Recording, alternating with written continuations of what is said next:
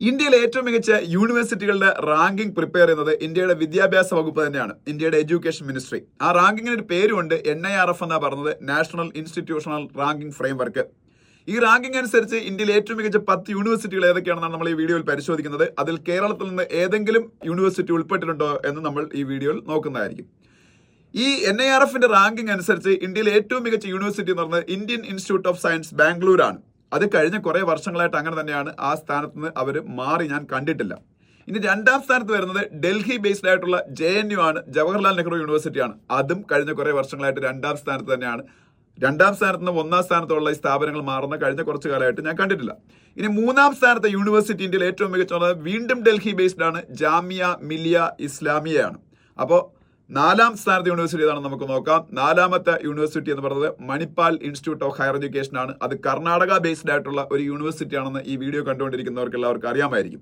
ഇന്ത്യയിലെ ഏറ്റവും മികച്ച അഞ്ചാമത്തെ യൂണിവേഴ്സിറ്റി എന്ന് പറയുന്നത് ബനാറസ് ഹിന്ദു യൂണിവേഴ്സിറ്റിയാണ്. ആ പേര് കേൾക്കുമ്പോൾ തന്നെ അറിയാം അത് എവിടെയായിരിക്കും. അത് ബനാറസ് എന്ന് പറയുന്നത് വാരണാസിയുടെ പഴയ പേരാണ്. ഉത്തർപ്രദേശിലാണ് ഈ വാരണാസി അല്ലെങ്കിൽ ബനാറസ് എന്ന് പറയുന്നത്. അപ്പോൾ ബനാറസ് ഹിന്ദു യൂണിവേഴ്സിറ്റിയാണ് ഇന്ത്യയിലെ ഏറ്റവും മികച്ച അഞ്ചാമത്തെ യൂണിവേഴ്സിറ്റി.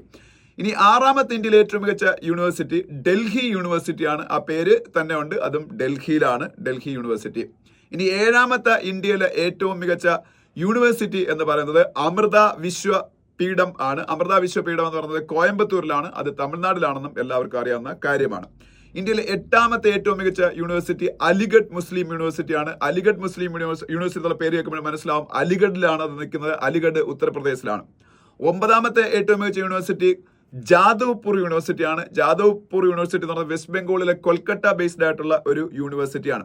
പത്താമത്തെ ഏറ്റവും മികച്ച യൂണിവേഴ്സിറ്റി വെല്ലൂർ ഇൻസ്റ്റിറ്റ്യൂട്ട് ഓഫ് ടെക്നോളജിയാണ്. പേര് കേൾക്കുമ്പോൾ തന്നെ എല്ലാവർക്കും മനസ്സിലാവും വെല്ലൂർ എന്ന് പറഞ്ഞാൽ തമിഴ്നാട്ടിലാണ്. അപ്പോൾ വെല്ലൂർ ഇൻസ്റ്റിറ്റ്യൂട്ട് ഓഫ് ടെക്നോളജി തമിഴ്നാട്ടിലാണ്.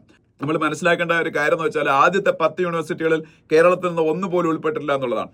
സാധാരണ നമ്മൾ പലപ്പോഴും പറയാറുണ്ട് ഇത് കേന്ദ്ര ഗവൺമെന്റ് കേരളത്തോട് ഇങ്ങനെ കാണിക്കുന്നതാണ്, തെറ്റാണ് ഈ റാങ്കിങ് എന്നൊക്കെ. അങ്ങനെയല്ല. ഇതൊരു ദേശീയ തലത്തിലുള്ള എല്ലാ റാങ്കിങ്ങിലും കേരളത്തിന്റെ യൂണിവേഴ്സിറ്റികളും ഉന്നത വിദ്യാഭ്യാസ സ്ഥാപനങ്ങളും എപ്പോഴും പിന്നോക്കം പോകുന്നതാണ് കാഴ്ചയാണ് നമ്മൾ എപ്പോഴും കാണുന്നത്. BJP ഭരിക്കുമ്പോൾ മാത്രമല്ല, പണ്ട് കോൺഗ്രസ് ഭരിക്കുമ്പോഴും അങ്ങനെ തന്നെയായിരുന്നു.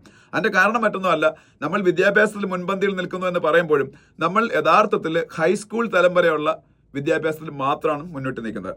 അതായത് പ്രൈമറി സ്കൂളുകൾ, UP സ്കൂളുകൾ, ഹൈസ്കൂളുകൾ, ഈ സംഭവത്തിൽ നമ്മളാണ് ഏറ്റവും മുന്നിൽ. അതുകൊണ്ടാണ് കേരളത്തിൽ ഏറ്റവും കൂടുതൽ ലിറ്ററസി അല്ലെങ്കിൽ സാക്ഷരത ഉണ്ടെന്ന് പറയുന്നത്. പക്ഷേ ഹയർ എഡ്യൂക്കേഷൻ, ഉന്നത വിദ്യാഭ്യാസത്തിലേക്ക് വരുമ്പോൾ കേരളം വളരെ പിന്നോക്കമാണ്. ഇന്ത്യയിലെ ഏറ്റവും മികച്ച കോളേജുകളിൽ ഒന്നും കേരളത്തിൽ നിന്നില്ല. ഇന്ത്യയിലെ ഏറ്റവും മികച്ച യൂണിവേഴ്സിറ്റികളിലൊന്നും കേരളത്തിൽ നിന്നില്ല എന്നുള്ളത് ഒരു യാഥാർത്ഥ്യമാണ്. അതുകൊണ്ടാണ് നമ്മളുടെ കുട്ടികൾ ഹയർ എഡ്യൂക്കേഷന്റെ കാര്യം വരുമ്പോൾ പുറത്തേക്ക് പഠിക്കാൻ പോകുന്നത് എന്നുള്ളതും ഒരു യാഥാർത്ഥ്യമാണ്.